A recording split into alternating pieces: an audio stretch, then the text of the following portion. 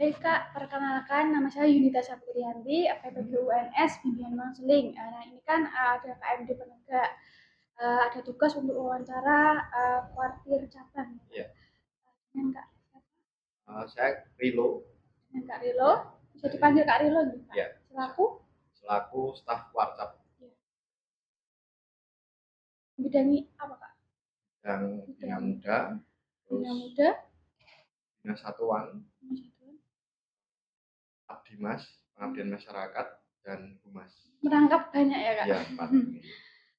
Ini langsung saja Kak, Ya, silakan. mau mengajukan pertanyaan ya Kak. Terima kasih sebelumnya udah berkenan untuk diwawancara. Langsung saja. Yang pertama, apa saja jenis pertemuan yang diadakan untuk peserta didik kuartir ranting atau cabang Kak? Itu Pertemuannya khususnya apa saja? untuk golongan apa yang penegak atau Penegak. oh ya penegak.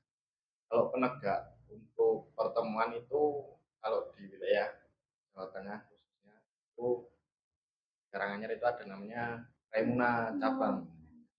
Itu macam pestanya untuk para penegak Pandega. Itu kegiatannya eh, harusnya tidak ada prestasi, jadi full untuk giat wawasan, terus giat giat materi-materi gitu. lebih ke arah seneng-senengnya. Oh, Terus ada lagi namanya perkemahan wirakarya. Itu sebagai wujud baktinya pramuka penegak Pandega. Jadi misalnya bisa dikemas dalam bentuk perkemahan atau homestay. Perkemahan wirakarya. Terus ada namanya kegiatan kalau khususnya di Karanganyar itu kemarin sudah terlaksana itu ada napak tilas perjuangan pahlawan Joko Sono itu itu kegiatannya yang napak tilas. oh yang napak tilas itu Baru dengar ya. kok baru dengar ya kalau napak tilas itu wujud kita dari pramuka penegak Pandega itu untuk menghargai jasa pahlawan terutama khususnya pahlawan Joko Sono itu dengan kegiatannya ada giat prestasinya terus ada kegiatan napak tilasnya juga di berjalan biasanya itu standarnya kurang lebih 20 sampai 25 kilometer Perjalanannya? ya perjalanannya tapi kegiatannya rata-rata 2 sampai 3 hari untuk napak tilas terus ada lagi kegiatan pelatihan jadi ujungnya kalau di sekolah itu ada namanya LDK latihan dasar kepemimpinan kalau di tingkat warcap itu ada namanya LPK latihan pengembangan kepemimpinan jadi lebih ilmunya lebih banyak lagi dan materinya lebih kompleks terus ada namanya kegiatan uh, pelatihan-pelatihan contohnya pelatihan kehumasan jurnalistik terus kewirausahaan dan lain-lain Administrasi juga ya? ada bimbingan administrasi juga ada biasanya dimasukkan di pelatihan Dewan Ambalan sama Dewan Kerja itu setiap materinya disisipi untuk pelatihan administrasi baik administrasi di partai ranting maupun di administrasi satuan. Terus bagaimana cara memastikan agar setiap pertemuan menarik? Gitu, Kak? Itu kita biasanya di setiap kegiatan itu kan ada namanya evaluasi dari berjalannya kegiatan kita evaluasi terus ketika kita mulai kegiatan kita buka evaluasi dulu kira-kira poin-poin mana yang kiranya itu belum bisa menarik minat dari situ kita kaji kembali terus kita juga uh, melihat referensi jadi ibaratkan kita itu tidak mengenal gengsi kita harus belajar ke warcap yang lain atau dari pangkalan atau dari mana itu untuk mengembangkan kira-kira kegiatan apa yang bisa dikemas di pramukaan dan kan kemarin pun itu di kegiatan Joko Songo di tahun kemarin itu kita coba masukkan apa perlombaan Mobile Legend Perlombaan Mobile Legend ada ya juga di Pramuka Kak? dan itu benar-benar apa ya maksudnya dari pagi sampai malam bahkan saya kira itu Sama nanti baru tahu.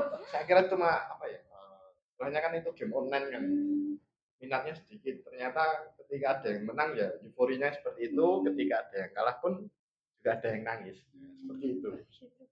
Jadi harus kita mau tidak mau harus Sekreatif mungkin gitu ya, Kak? ya harus terbuka dengan perkembangan zaman, terus perkembangan ilmu atau kreativitas seperti itu. Tidak terpaku di coding skill, terus saya yakin nanti bosan. Seperti itu. Soalnya saya mengikuti pramuka dari dulu itu juga nggak ada yang kayak gini. Nah, Ada Mobile Legends dan yang lain-lain ya, gitu, Kak. makanya kan bisa merasakan sendiri Iya, kan banyak perubahannya merasakan. seperti itu. Terus apakah ada pendekatan khusus untuk diterapkan di setiap pertemuan? Pendekatan khususnya ada nggak, Kak? Itu dalam rangka apa? Untuk menarik minat atau Oh ya, untuk menarik oh minat dalam mengikuti kegiatan ya. tersebut.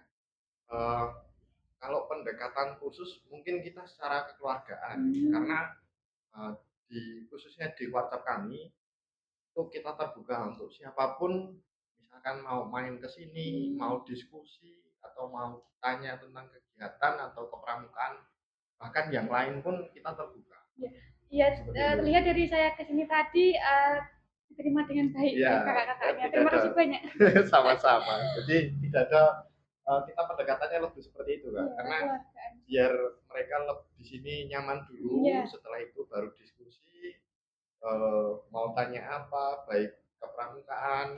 Nah, setelah itu misalkan kita nanti ada kegiatan baru kita sampaikan. Katakanlah besok atau tahun depan akan ada kegiatan ini pengiriman kontingen ini.